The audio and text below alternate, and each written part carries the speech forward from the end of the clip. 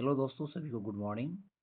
मेरे प्यारे दोस्तों, जैसा कि मैं आपको बता दूं कि आज हम लोग इसमें जो डिस्कस करने वाले हैं वो हम लोग महारत्न कंपनियां की बात करेंगे।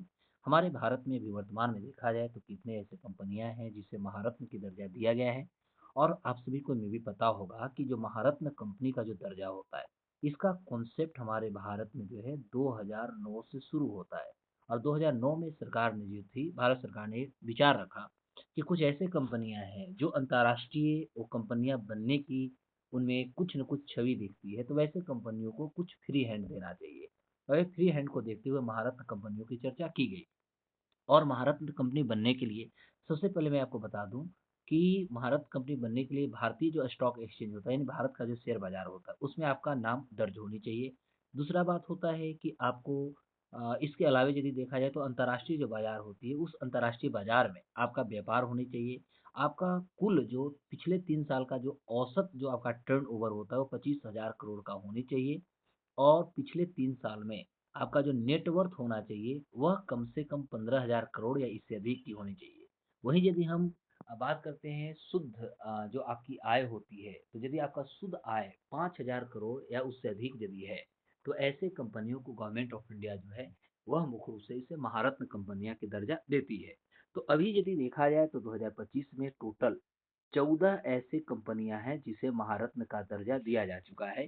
तो आज हम लोग ये डिस्कस करने वाले हैं कि 14 जो कंपनियां हैं, वे 14 कंपनियां कौन-कौन हैं, और 14 कंपनियों के बारे में विस्तार से जो हमारा होगा, आज हम डिस्कस करेंगे कि 14 वे कौन सी कंपनियां हैं जिसे महारत्न का दर्जा दिया जा चुका है। तो बिना देर किए हम लोग आगे बढ़ेंगे। तो पहला जो हमारी कंपनी है, ध्यान देंगे, तो हमारी फर्स्ट जो कंपनी है यह हमारा है भेल। भेल का मतलब होता है भारत हेवी इलेक्ट्रिकल लिमिटेड। इसकी स्थापना जो था वह 29 अगस्त 1956 को की गई थी। और यह हेवी इलेक्ट्रिकल इंडिया लिमिटेड इसको कहा जाता है। एक्चुअली ये जो था पब्लिक सेक्टर जो हमारा कंपनी होती है उसके अंतर्गत इसको रजिस्टर्ड किया गया है, और यह हमारा ministry of industry and commerce के अंतर्गत ये काम करती है। उसके बाद यदि देखा जाए तो इसके 3 यूनिट को इस्टेब्लिश किया गया, और ख़ास तौर पे जो हेवी इलेक्ट्रिक इक्विपमेंट होते हैं, इनको निर्माण करने के लिए इसका 3 और अदर जो होते हैं, इसके 3 और यूनिट की स्थापना की गई। और वह पहला यदि देखेंगे तो तिरुचिरापल्ली जो तमिलनाडु में है, दूसरा इसका जो यूनिट है वो हैदराबाद तेलंगाना में है, और तीसरा हरिद्वार जो आपका उत्तराखंड में, 3 जगह इसका यूनिट स्थापित की गई है। चौथी सबसे महत्वपूर्ण बात जो होगी वो आपको जानना बहुत बेहद ज़रूरी होगी। तो इसमें जो चौथा आपको सबसे इम्पोर्टेंट जो होगा, वह अब देखा जाए तो 3 जो था इसके 3 यूनिट्स को स्थापना किया गया, और वह था आपका तमिलनाडु के तिरुचिरापल्ली, हैदराबाद यानी तेलंगाना, और साथ ही साथ हरिद्वार में उत्तराखंड। अब ये तीनों जो यूनिट्स हैं ये तीनों को कंबाइंड कर दिया गया और इनकॉर्पोरेट कर दिया गया भारत हेवी इलेक्ट्रिकल्स के रूप में, और यह हुआ आपका 13 नवंबर 1964 को। और इस तरह से जनवरी 1974 में जो हेवी इलेक्ट्रिकल्स जो हमारा था, इसको और भेल ये दोनों को आपस में वो मर्ज कर दी गई, मतलब हम कहेंगे कि दोनों को आपस में विलय कर दिया गया है। और भेल अब के डेट में हम देखेंगे तो भेल जो है वह भारत का पहला पब्लिक सेक्टर कंपनी बन गया, और इस तरह से यह पहली भारत की ऐसी कंपनी जो ISO 9000 ISO 14000 ये एक्रेडिटेशन जो होता है इसको भी प्राप्त कर चुका है। तो भेल हमारा प्रोवाइड करता है क्या, एक सस्टेनेबल जो बिजनेस होती है, यानी कह सकते हैं एक सतत जो व्यापार होता है उस सॉल्यूशन को ये प्रोवाइड करता है। और यह काम करता है एनर्जी के क्षेत्र में, इंडस्ट्री के क्षेत्र में, साथ साथ इंफ्रास्ट्रक्चर डेवलपमेंट जो होती है इन क्षेत्रों में यह काफ़ी मात्रा में काम करता है। अब देखा जाए तो गवर्नमेंट ऑफ इंडिया जो हमारी है उन्होंने इसको अप्रूव भी कर दिया है, ग्रांट दिया है महारत्ना कंपनी के रूप में। और इस तरह से यदि देखा जाए तो भारत हेवी इलेक्ट्रिक लिमिटेड जो है यह फरवरी 2013 में जो है इसे महारत्न कंपनी के रूप में दर्जा दिया जा चुका है। अब दूसरा हमारी जो कंपनी है दोस्तों उसका नाम है BPCL। ध्यान देंगे, BPCL यानी भारत पेट्रोलियम कॉर्पोरेशन लिमिटेड। इसकी यदि देखा जाए तो 1928 में एशियाटिक पेट्रोलियम, जिसको इंडिया एशियाटिक पेट्रोलियम इंडिया ये ज्वाइन किया था hands with Burmah oil company के साथ। और बुरमाह जो ऑयल कंपनी जो थी वह एक हमारा एक्टिव प्रोड्यूसर है, जो रिफाइनर है, साथ ही साथ यह डिस्ट्रीब्यूटर भी है पेट्रोलियम प्रोडक्ट्स का। और यह इंडिया के साथ साथ जो बर्मा है यानी म्यांमार, ये दोनों मार्केट में यह सप्लाई करता है। और बर्मा सेल ऑयल जो स्टोरेज है, साथ ही साथ distributing company of India limited, ये दोनों को साथ ही फॉर्म करके ये कामों को करती है। अब यदि देखा जाए तो ये कंपनी की मैं बात आपको कहूँ तो यह सबसे पहली बार जो था 1928 में इन्होंने अपनी एक फ्यूल स्टेशन का निर्माण भारत में किया था। तो बर्मा सेल जो था एशवाइल यदि देखा जाए तो आगे चल के इसी को आइडेंटिफिकेशन जो मिला हुआ था बीपीसीएल का। तो 24 जनवरी 1976 की बात है कि जब भारत रिफाइनरी जो लिमिटेड है, इसको 100% जो हमारा सार्वजनिक क्षेत्र के जो इंटरप्राइज माना जाता है, सार्वजनिक क्षेत्र के उपक्रम के रूप में इसे माना गया और ये पूर्ण रूप से कहेंगे कि जो था ओनरशिप जो बर्मा थी, तो Burma sells interest in India का ये 100% जो था ओनरशिप को ये प्राप्त कर लेता है। वहीं यदि 1976 की बात करें तो 1976 में भारत जो रिफाइनरी लिमिटेड जो था, इसको नाम बदल करके भारत पेट्रोलियम कॉर्पोरेशन लिमिटेड कर दिया गया। यानी 1976 से पहले ये नहीं था, 1976 से पहले ये दो कंपनी आपस में काम कर रहे थे। अब तीसरी सबसे महत्वपूर्ण बातें होती, इसको आपको जानना चाहिए कि इसका हेड ऑफिस जो है बीपीसीएल का, ठीक है, तो ये आपका बॉम्बे में है यानी महाराष्ट्र में, ठीक है, ये बॉम्बे यानी महाराष्ट्र में है। और 2017 में भारत पेट्रोलियम कॉर्पोरेशन लिमिटेड जो था, इसे भारत रत्ना का सॉरी जो महारत्ना स्टेटस जो होती है, ये महारत्ना स्टेटस इसको 2017 में प्राप्त हुआ। तीसरा हमारा है कोल इंडिया, ध्यान देंगे। तीसरा जो हमारा है उसका नाम है कोल इंडिया लिमिटेड यानी सीआईएल। तो कोल इंडिया लिमिटेड जो है यह एक स्टेट ऑन्ड हमारा कोल माइनिंग कॉरपोरेशन है। यानी स्टेट ऑन्ड का मतलब ये सरकारी हमारी एक संस्था है। और ये नवंबर 1975 में इसकी स्थापना किया गया था सीआईएल का। कोल इंडिया लिमिटेड अभी देखा जाए तो 11 फुली ऑन्ड सब्सिडरी कंपनी इसकी चल रही है। और कोल इंडिया लिमिटेड के पास लगभग 322 माइंस हैं, जो कि ये आपको मैं बता रहा हूँ 1 अप्रैल 2024 की बात है कि तब तक कोल इंडिया लिमिटेड के पास 322 माइंस था, यानी कह सकते हैं कि खनन क्षेत्र इसके पास रहे हैं। अब होता है इस आधार पे हम कहेंगे कि सीआईएल जो है, तो सीआईएल के पास 21 जो है ट्रेनिंग इंस्टीट्यूट भी है और 76 इसके पास वोकेशनल ट्रेनिंग सेंटर है। और इसकी जो हेड क्वार्टर है सीआईएल का यानी कोल इंडिया लिमिटेड का जो हेड क्वार्टर है पश्चिम बंगाल कोलकाता में इसका हेड क्वार्टर है। सीआईएल यानी कोल इंडिया लिमिटेड जो है एकमात्र कहेंगे कि यह एकल लार्जेस्ट कोल प्रोड्यूसर यानी एकमात्र भारत का कोयला प्रोड्यूस यानी उत्पादक करने वाला एक संस्था है पूरी दुनिया में। And one of the largest corporate employer, और साथ ही साथ एक बहुत बड़ी जो एम्प्लॉई होते हैं, कर्मचारी होते हैं, उसे ये रोजगार देने वाली भी संस्था है। अब तीसरी महत्वपूर्ण बात ये होती है कि सरकार जो था, भारत गवर्नमेंट ऑफ इंडिया जो थी, इसे ये जो महारत्न का जो स्टेटस होता है कोल इंडिया लिमिटेड को, यह 11 अप्रैल 2011 को इसे ये स्टेटस प्राप्त करता है यानी देता है। अब हम लोग बात करेंगे चौथा हमारा जो है महारत्न कंपनियां, चौथा महारत्न कंपनियां का नाम है गेल यानी gas authority of India limited. Gas authority of India limited जो है भारत का एक लीडिंग कर सकते हैं नेचुरल गैस कंपनी है। और गेल जो है ये हमारे गवर्नमेंट ऑफ इंडिया के अंदर में जो ministry of petroleum and natural जो गैस होता है इसके अंदर में काम करती है। और इसका head quarter government of India के अंदर में है, तो मानी इसका हेड क्वार्टर जो है दिल्ली में है। और गेल जो है ये पूरे यदि देखा जाए तो नेचुरल गैस ट्रेडिंग के साथ साथ ट्रांसमिशन होता है, एलपीजी प्रोडक्शन होता है, ट्रांसमिशन उसका भी कह सकते हैं। साथ ही साथ जो हमारा एलएनजी होता है, ठीक है, लिक्विड नेचुरल जो हमारे गैस होते हैं, री गैसिफिकेशन, पेट्रोकेमिकल्स, सिटी गैस, ये सभी का एक बहुत बड़ी कह सकते हो उत्पादक और ट्रेड करने वाले एक संस्था है। गेल जो है expanding it's work in renewable energy, मतलब ये जो हमारी गेल जो है यह खास तौर पे जो नवीकरणीय ऊर्जा है, नवीकरणीय ऊर्जा के क्षेत्र में बहुत काम करी है। जैसे चाहे सोलर की बात करें और विंड की बात करें, यानी आप सोलर सौर ऊर्जा होता है, पवन ऊर्जा होता है, बायोफ्यूल्स की बात करें, क्षेत्र में काम कर रहा है। इसका एक ही मात्र लक्ष्य है, यदि हम गेल की लक्ष्य की बात करें, इसका हम विजन की बात करें, तो यह है कि be the leader in the natural gas, यानी जो हमारा प्राकृतिक गैस है इसमें अपने नेतृत्व क्षमता को बढ़ावा देना, उसके साथ साथ इसके आसपास के क्षेत्रों तक अपनी पहुंच बनाना और ग्लोबल प्रेजेंस को स्थापित करना। और यह हमारा स्टेक होल्डर्स इन्वायरमेंटली रेस्पॉन्सिबिलिटी के साथ यह अपने आप को एक वैल्यू एडेड काम कर रहा है। तीसरी महत्वपूर्ण बात होता है कि भारत सरकार जो है इसे गेल यानी gas authority of India limited को 1 फरवरी 2013 को महारत्न का जो स्टेटस होता है इसे दे दिया था। अब नेक्स्ट हमारा आता है पांचवा जो है महारत्न कंपनियां, वो महारत्न कंपनियां में हमारा पांचवा है वह एचपीसीएल यानी हिंदुस्तान पेट्रोलियम कॉर्पोरेशन लिमिटेड है।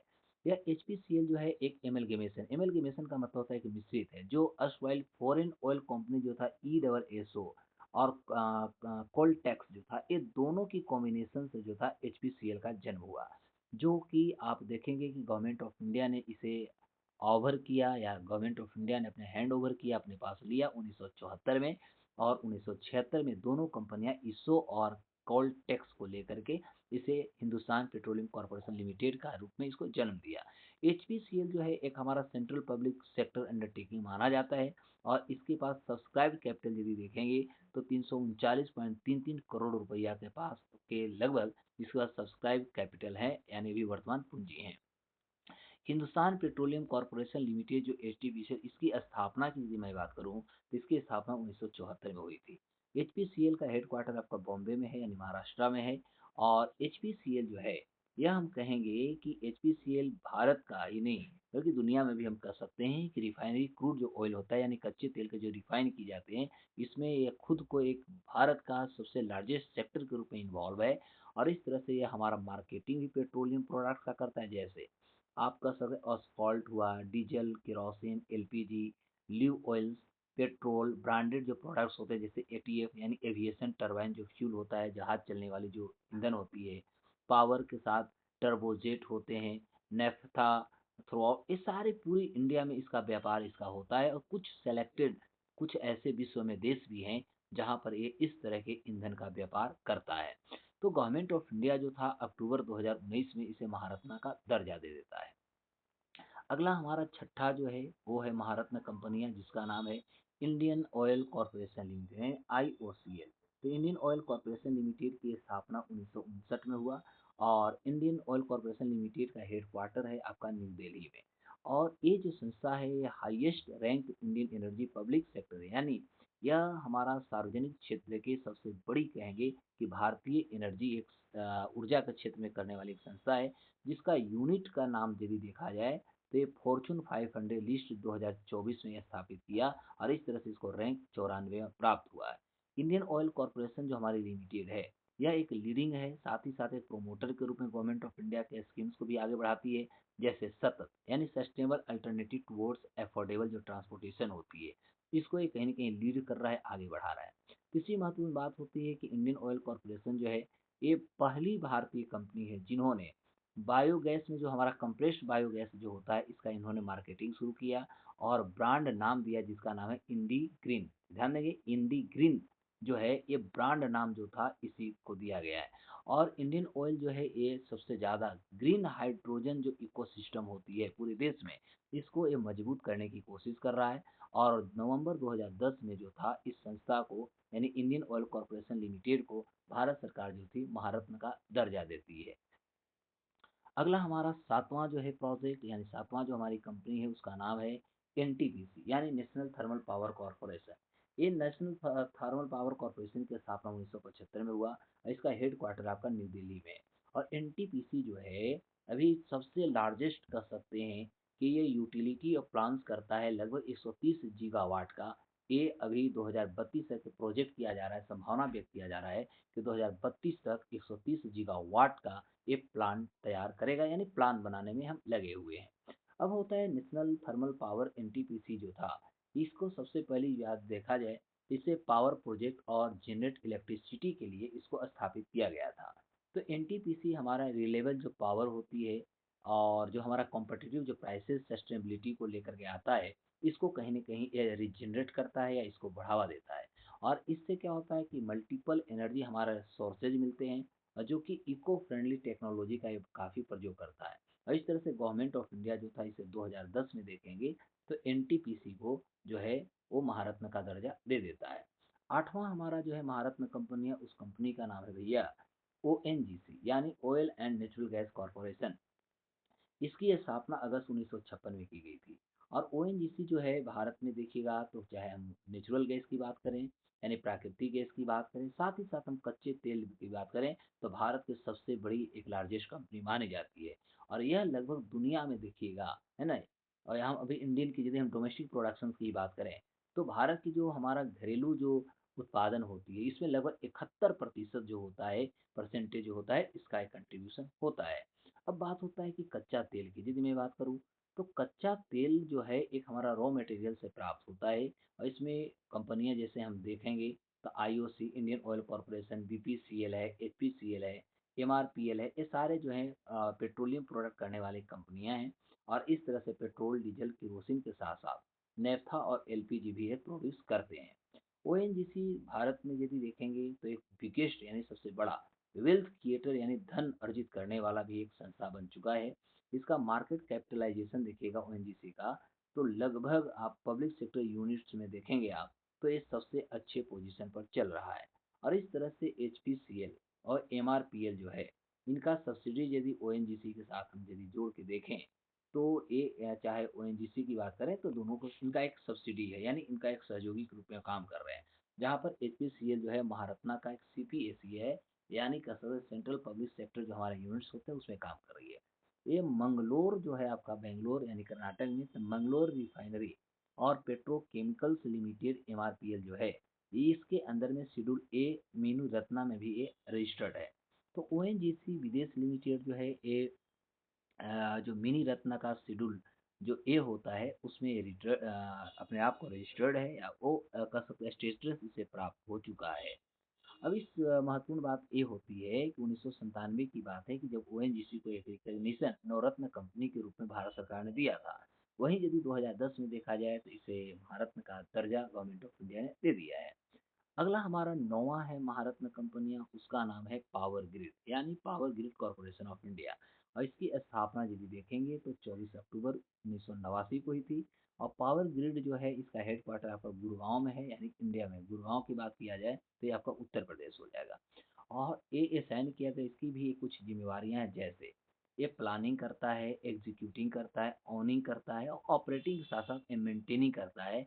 और यह मेंटेनिंग करता है हाई वोल्टेज जो ट्रांसमिशन सिस्टम होते हैं उसके लिए भारत में। बात है अक्टूबर 1992 का, जब नेशनल पावर ट्रांसमिशन कॉरपोरेशन का नाम बदल करके पावर ग्रिड यानी power grid corporation of India limited कर दिया गया।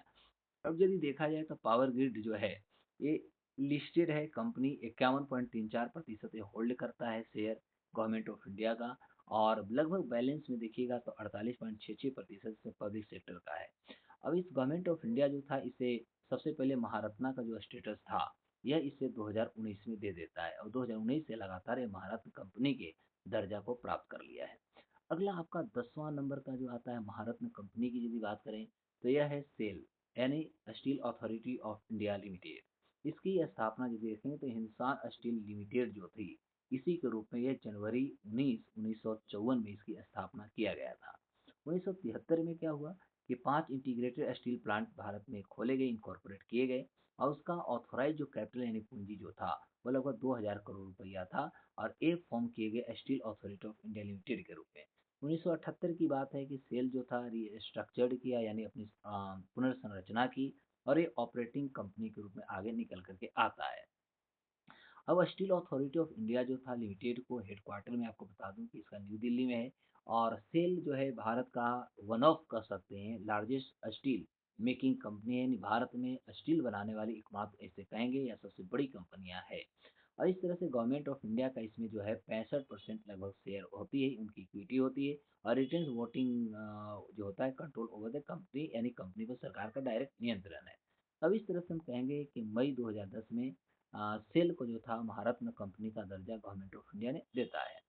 अगला है हमारा 11 पीएफसी, यानी पीएफसी का मतलब होता है पावर फाइनेंस कॉर्पोरेशन। और पावर फाइनेंस कॉर्पोरेशन को भी महारत्न का दर्जा दिया जा चुका है। तो यह जो है एक leading non banking financial corporation है, एनबीएफसी कह सकते हैं। और इसकी स्थापना यदि देखा जाए तो इनको कॉर्पोरेट किया गया था 16 जुलाई 1986 को। और यह जो संस्था है गवर्नमेंट ऑफ इंडिया में के रूप में ऑफिस के रूप में रजिस्टर्ड हुआ और इसका हेडक्वार्टर आपका न्यू दिल्ली में है यदि देखा जाए। और ऐसे ही इसका बहुत सारे रीजनल जो ऑफिस हैं वह बॉम्बे के साथ साथ चेन्नई में भी देखा जाता है। अब पीएफसी जो है इसको डिजाइन किया गया था कि नोडल एजेंसी के रूप में, जिससे कि हमारा इंटीग्रेटेड जो पावर डेवलपमेंट स्कीम्स होते हैं इसको आगे बढ़ाया जा सके, अल्ट्रा मेगा जो पावर प्रोजेक्ट होता है इसको बढ़ाया जा सके। तो पीएफसी को डिजिग्नेट जो किया गया था बीड प्रोसेस कोऑर्डिनेटर के रूप में किया गया। और इसका जो था, जिससे कि हम कह सकते हैं तो इंडिपेंडेंट जो ट्रांसमिशन प्रोजेक्ट्स होते हैं इसको और डेजिग्नेट किया जाए और बढ़ाया जाए। गवर्नमेंट ऑफ इंडिया जो थी अंततः अक्टूबर 2021 में इसे महारत्न का दर्जा दे देती है। अगला हमारा 12 जो है महारत्न कंपनी का नाम, उसका नाम है rural electrification corporation of India यानी आरईसी। और इसकी स्थापना इनकॉर्पोरेट जो गवर्नमेंट ऑफ इंडिया ने किया था, निगमित 1969 में किया था। आरईसी जो है यह एडमिनिस्ट्रेटिव कंट्रोल के अंदर में काम करती है, वह होता है ministry of power government of India. तो आरईसी रजिस्टर्ड हुआ था आरबीआई के साथ, एक एनबीएफसी के रूप में, non banking corporation, finance corporation या कंपनी के रूप में।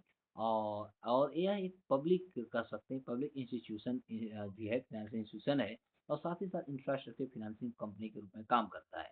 तो आरईसी हमें प्रोवाइड एक लॉन्ग टर्म जो होती है, एक लॉन्ग टर्म लोन देने में काम बहुत ज़्यादा करता है, खास तौर पे दूसरे जो फिनेंसिंग प्रोडक्ट्स हैं उनको, जैसे चाहे वो स्टेट का हो, सेंटर का हो, या हम कह सकते हैं प्राइवेट कंपनियां हों, उनको ये लॉन्ग टर्म जो होता है लोन देता है, जिससे कि फाइनेंशियल प्रोडक्ट्स आगे बढ़ाया जा सके।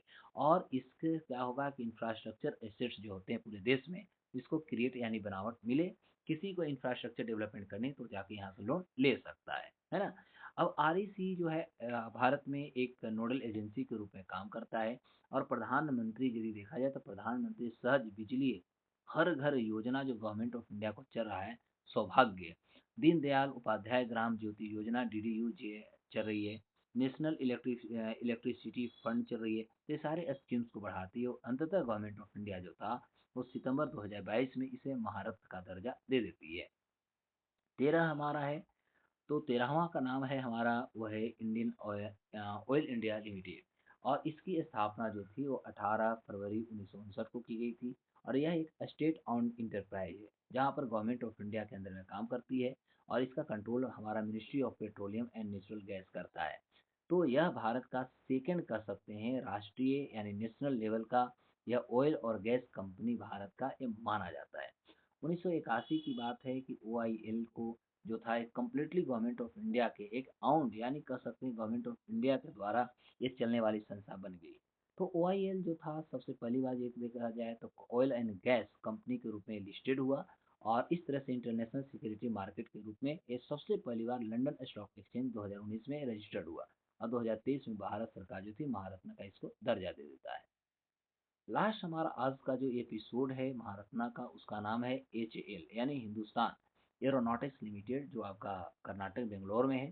तो इसकी स्थापना 23 दिसंबर 1940 को हुई थी, और यह हमारा पब्लिक सेक्टर एरोस्पेस है, यानी कहेंगे कि ये सार्वजनिक क्षेत्र का एक हमारा अंतरिक्ष रिलेटेड एक संस्था है। और ये डिफेंस कंपनी के रूप में काम करते हैं, डिफेंसिव चीज़ों को बनाती है, इसका हेडक्वार्टर बेंगलुरु में है। यह हमारा भारत का सबसे पुराना और सबसे बड़ी एरो स्पेस है, और यह हमारा डिफेंस से रिलेटेड मैन्युफैक्चरिंग को पूरी दुनिया में कर करके दिखाती है। यह हमारा गवर्नमेंट ऑफ इंडिया जो था ये इसका शेयर होल्डर बनता है 1941 में, और ये उसके बाद गवर्नमेंट ऑफ इंडिया 1942 में इसकी पूरी जो प्रबंधन था, मैनेजमेंट था, इसको गवर्नमेंट ऑफ इंडिया ने अपने हाथ में ले लेता है। जनवरी 1951 की बात है कि हिंदुस्तान एरोनॉटिक्स लिमिटेड जो थी, अब इस संस्था को एडमिनिस्ट्रेशन को लेकर के मिनिस्ट्री ऑफ डिफेंस जो हमारा रक्षा मंत्रालय होती है गवर्नमेंट ऑफ इंडिया, उसके अंतर्गत इसको डाल दी जाती है, उसके अधीन कर दी जाती है। एचएएल को यदि देखा जाए तो इसको शेड्यूल्ड भी किया गया, बहुत सारे इन्होंने प्रोग्राम को भी शेड्यूल किया। चाहे हम शुरुआत से अभी तक इस्टेब्लिश से देखें, तो वर्तमान में यदि देखेंगे तो एरो इंडिया जो 2025 हुआ था, तो एरो इंडिया 2025 जो हुई, इसका भी पूरा का पूरा कंडक्टिंग जो था इसी के द्वारा की गई थी। उसके अलावा देखेंगे तो कॉम्बैट एयर टीमिंग जो सिस्टम होता है वॉरियर, 11 जनवरी 2025, तो ये भी इन्होंने ही किया था। तो ये हमारा आज का जो एपिसोड मेरे दोस्तों था, यह था भारत की महारत्न कंपनियां, और इस तरह से भारत का हम 14 जो महारत्न कंपनियां हैं इस पे हमने चर्चा किया। ये आपको एपिसोड कैसा लगा, आप हमें ज़रूर इस कमेंट सेक्शन में बताएंगे, जिससे कि आपको यदि लगेगा कि नहीं कुछ और होनी चाहिए, तो फिर मैं अगला एक एपिसोड लेकर के आऊँगा, और फिर हम आगे की बात करेंगे, जिसमें मिनी रत्न हुआ, नवरत्न हुए, तथा अन्य जो हमारे क्षेत्र है एग्रीकल्चर, ये सारे क्षेत्रों पर हम एक एक करके आपको वीडियो बनाएंगे। तो आप हमें इसके बारे में ज़रूर अपना कमेंट करके बताएंगे, और ज़्यादा से ज़्यादा दोस्तों को आप शेयर करें, शेयर करना ना भूलें, जिससे कि आपको मैं और ज़्यादा वीडियो बनाऊं। और आप साथ ही साथ बेल आइकन को जरूर दबाएं, जिससे कि पहला नोटिफिकेशन वीडियो आपको मिल सके। नमस्कार, जय हिंद।